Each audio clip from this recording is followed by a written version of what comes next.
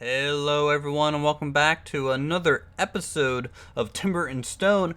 Today we will be working on expanding the shipyard here on the right side of town. Now I want to establish the overall length of this because obviously, the width is established already. We have a total width to work with. How many times can you say width in an episode in the first 30 seconds? I think I'm breaking records here. Let's go ahead and see how wide is this. This is 15 blocks wide. Now, to make the ship look proportional and somewhat correct, that means we're going to have to make the length of this about 3 times longer so that we get a nice rectangular shape.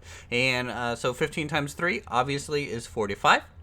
So we will be making this a 15 by 45 length item. Now I'm not counting the sides here simply because you need to have gaps, obviously, so that the ship that you're going to be making in this thing isn't going to be touching the sides of the dock. And you can even make it a little bit smaller. You can even have the sides end at the 15 mark, or actually the 13 wide mark, and that might just make it look like it's fitting the docks a little bit easier. You can make different size ships in your guys' shipyards if that's something you want to try and do along with me here. But let's go ahead and extend this out, and the easiest way to do that is we will shave off as many layers as possible, just getting right at the sand layer here. And we will, first off, go 45 long. Now, obviously, this road is going to be a little bit of a problem, and then we're just going to spam down all the way. And this is going to create a nice flat square, and we will then go back, starting at the top, take off the top 2 layers, because that's going to be covered with sand and other items, just to make that a little bit more something to stand out with. But you can see how long this type of structure ends up being when you do something like this. So we will do that, and you can see now, obviously, because we have a road here, it is creating a little bit of a problem. So what we'll do is we will move the road temporarily. Now, obviously, this is kind of near the far end of town. We'll make a small dry dock kind of next to here as well and bump it up to the stone quarry. We'll have to come up with some way to blend these over time just so it looks a little bit more smooth. We also need to come up with some type of wall type of structure because this is supposed to be the edge of town anyways. So a lot of things to consider when you're doing a structure like this, but let's also go ahead and why am I not in the right tab here? We need terrain. We need some sand. We're just going to use the same kind of easy going technique here. We'll just go up 45, go down a block, remove the top layer, and this will be a nice stone foundation with a sand layer on top. And then once you have that, you kind of work from the interior outwards so that you're able to overlay these materials without having to worry about deleting things later on. So if we go to the walls tools here and you grab the great stone block, you start at the outside kind of perimeter and you go, I believe, 47. And this should cap that off. So that's actually the total dry dock right there. The total length we had to work with. Now these boats, obviously, it's going to be pretty big. You don't have to make them quite as long. I do a 1-to-3 kind of ratio just so things look a little bit more proportionate. You can also have multiple boats being worked on in here at once, and that could look cool as well. But once we get this aligned with buildings, it won't look too strange, I'm hoping. It's one of those things when you're doing a creative big build such as this, you don't really know until everything is put together and you have a lot of structures next to it It's blending in a lot easier, and that's normal, you know. Painting and building and everything goes through these stages, and you have these awkward stages where if someone just came in with fresh eyes, they can really just be like, wow, that looks terrible, you should probably start over. But the best thing you can do is simply finish what you started. You won't know until it's done, and completing it, at least then at that point you can try and tweak it a little bit, or you can kind of realize and learn from the overall experience of the process. Now, other than that, not much going on in the town. It's relatively peaceful right now, which is a little concerning. We need to cut down this tree. It's going to be in the way. Let's see, where's our woodcutters at? Because we need to call them over here to deal with this. There they are. But it looks like since we hit the storage cap of lumber, they're not wanting to do their job. So we're going to have to fix this a little bit. So let's go objects, storage, wood, raw wood.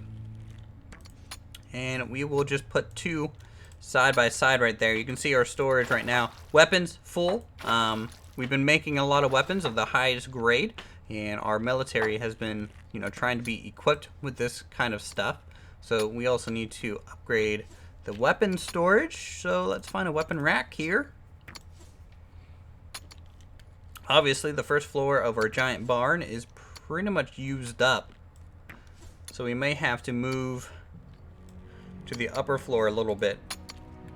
And the upper floor isn't really meant to be used to get access to items, except for maybe the wheat here, but it's mainly used to get as much storage in a confined space as possible.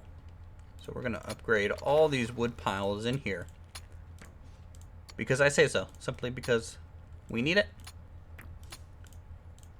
And why not upgrade this one as well? I'm going to upgrade that. There you go. In this lower floor, everything is accessible, and this is kind of the main point of access. You know, not many people go up to this upper floor, unless I'm there to expand our storage capacity like we just did. So other than that, over here you can see the builders hard at work laying out the new foundation. The woodcutter able to go ahead and remove some of these things. Now, because of that, you can see this little point here, right? This tree has made its presence known. So we're going to have to go in and fix some of this, because I don't like to have gaps in my builds. And that's going to create a pretty nasty gap. Any other gaps? Beyond the road, that's something I need to do as well. So if we go to roads, we can just simply remove this connection point for now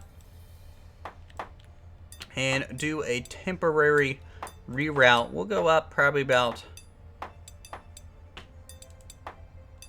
20 blocks or so, and then we'll have to go down this way.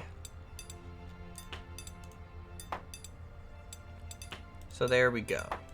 We got a rerouted road, and this will function.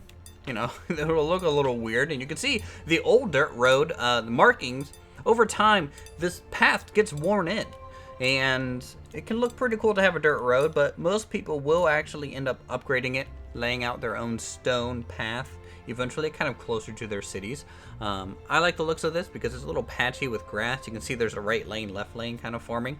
It's pretty neat looking, I think.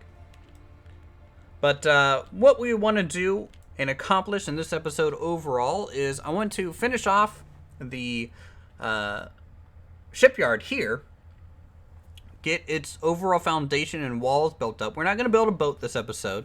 I find that to be a little bit more of a decorative piece, and so I'm going to be building some of the workshops attached to this here soon. Now, we're going to start with the carpenter's hut. That's what we originally planned on being attached to here, but also the engineer's workshop is going to be attached to it as well. That'll have a bunch of cranes, things that you might see along a shipyard anyways. So I think that'll work in tandem with each other. Oh, good. So looks like we're gonna make some money. We're up to 468 coin. We're fairly wealthy. In fact, you'll notice that this will be the last little bit of real time. We're gonna do a little bit of trading, selling some of these lesser materials that we have an abundance of anyways, and then we're going to buy a whole bunch of copper ore if they sell us any. I hope they do. It's pretty much the only thing we buy, and that's just kind of relieving pressure on us to have to mine it all. Our mine is relatively large. If you guys scroll down here, you can see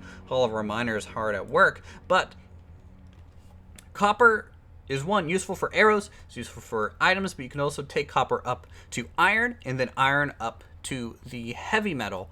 I think, what is it, mithril, I believe? So, there's a little bit of a progression there.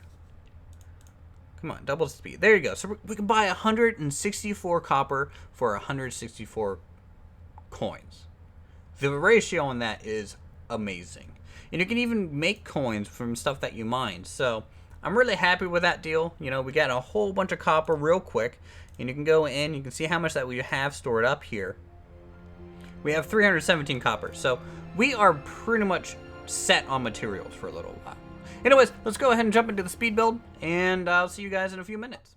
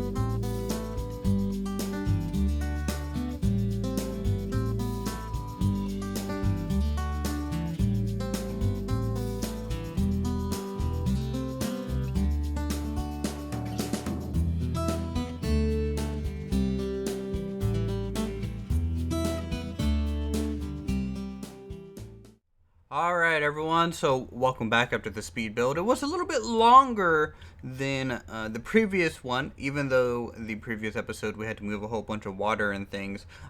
This one just took longer due to the amount of blocks we had to build. I also ran out of stone, so I had to go mine some more stone, and on top of all that, build a new workshop for the carpenter. And this is going to be the permanent kind of carpenter's workshop. attached here to the side of the shipyard. And you can see it up there. It's a little bit taller than the blacksmith shop. The blacksmith shop, of course, has a big home on top of it, and then the lower floor is the workshop. This one is a little bit different. It is going to be a small home kind of attached to the side here, as you can see. The lower floor is actually just raw storage for the material, so the lumber, the basic wood that it's going to need as well. Eventually, what I want to do out here on this little platform is make some sort of what looks to be a lift system so that he can get lumber and things from the lower storage barn up to the shipyard deck. Now you can see this is quite the height transition here, and the shipyard, it is massive, a little bit bigger than I thought it would be. Don't know quite how well this is going to play out in the long run.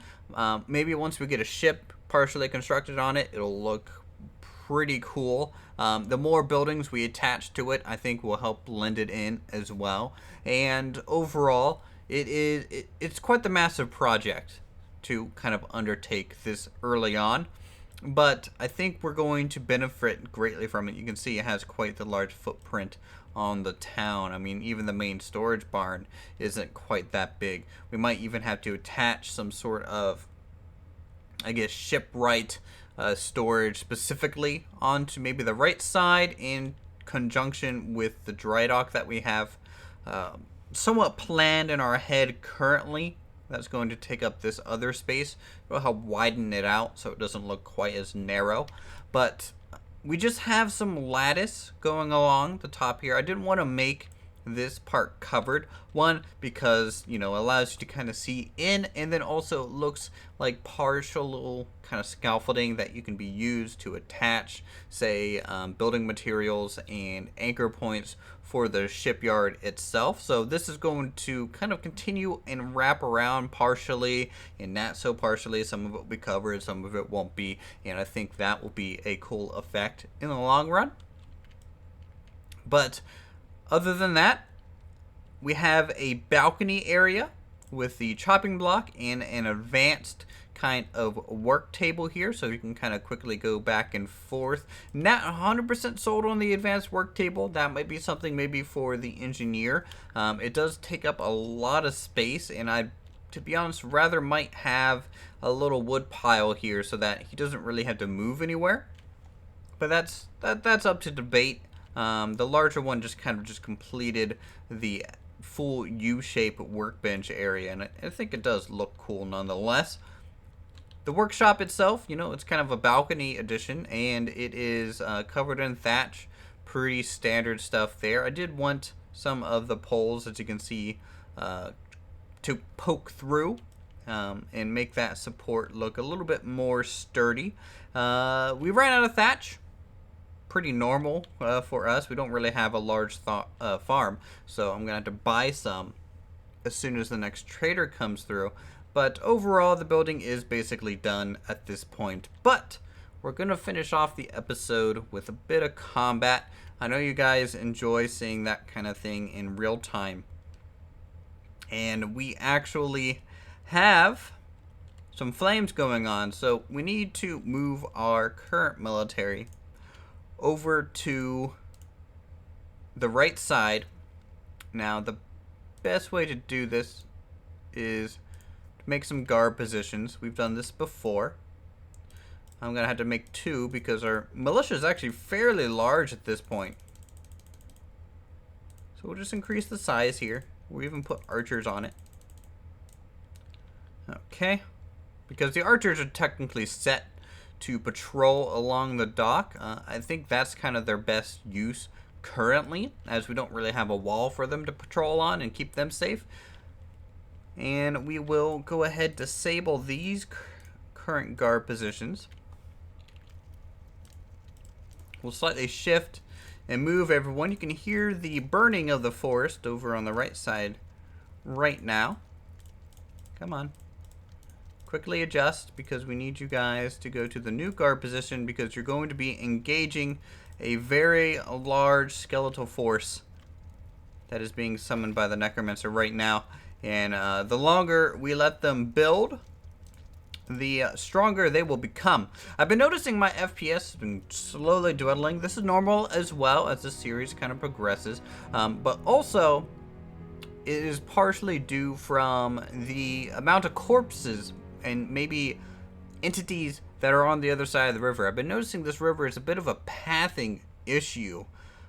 So that's something we might want to look at solving in the long term. Maybe, one, this bridge needs to be wider. That might allow the pathing to understand where to go. And then also I can put some additional crossing points along the valley just so they can have the potential to swim across and cut that corner.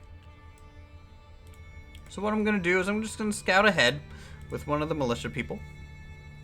This is just going to give us a point of contact with the enemy. And we'll just stay in control of this person here. Let's go around this mountain so we can get a better view. Pretty interesting not seeing the necromancer even though this stuff is all burned out. Usually the fire marks exactly where he is. I'm a little worried about this. Let's speed up time. See if the necromancer is just moving along somewhere. Ah, we got a skeleton spotted. Okay, so it looks like they moved a little bit more to the right than anticipated. Now this is going to be a big skeletal force. Probably a combination of archers and footmen. We found the necromancer as well, so that's good. Alright, and more skeletons. And we're just going to mark all of these for charge. Alright. We're just going to scrape the edge here of their view distance so we don't get any crazy pauses going on. Doesn't look like too many skeletons, but skeletons are very strong. And we'll just mark these guys up. Hopefully we'll be able to engage in a nice big ball of allies. And we'll just use Mauricio here as our base scout. Maybe we can lure one out. Okay, so militia's going to engage first. They are way quicker than the brunt of our military. So now I'm going to have to watch their damage slowly. Rotate these guys out. We also have a goblin being spotted in town. We have some backdoor action going on here, and that's not great, but also not the end of the world. So what I'm going to do is, okay, battle on two fronts. Let's mark him as charge, and then set our archers as seek charge targets for now. Okay, and I don't know where our third one is. It could be underneath this awning. No. Where is the third archer? We have three now. Okay, there's Lucky. Okay, we're gonna play for just a second. Okay, now we're gonna pause. I need to double check on the militia. Everyone's actually doing really well. Militia is very strong. Alright, and we're on to the necromancer just like that. Alright, Lord Tickle is engaging with this goblin, it looks like. Hopefully, yes, the goblin has stopped. And so that's actually a good sign. Because what that'll do is these archers actually can't hurt doors. And that's what it's actually trying to do at this very moment. And that's giving us some time to get someone over here. So there's Bryce. We'll also get Norbert in there. You're gonna shoot him? Bryce? No? You just... There you go. Okay, so Bryce actually our lowest level archer is going to engage it, and this one is kind of glitched out, so there we go. We win. Huh. Went a little bit more smooth than I expected, but overall, looks like we're safe. So at this point, I'm going to go ahead and end the episode here. I hope you guys enjoyed Timberstone as always. If you guys want to see more, make sure to leave a like down below. Go ahead and subscribe to my channel for more creative goodness such as this. If you have ideas for buildings, feedback for what I have made already, let me know that as well. Town citizen names, you can feel free to join. I do collect that. And until next time, thank you guys so much for watching, and I'll see you all later.